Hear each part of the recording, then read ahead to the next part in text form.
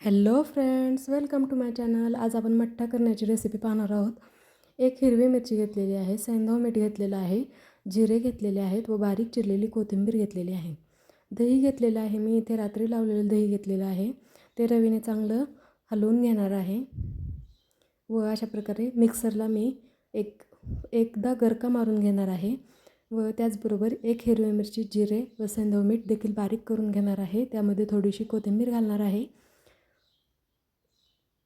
दह्यामध्ये थोडंसं थंड पाणी घालणार आहे व बारीक केलेल्या या मिश्रणामध्ये देखील थोडंसं पाणी घालून पुन्हा एकदा बारीक करून ते गाळून घेणार आहे.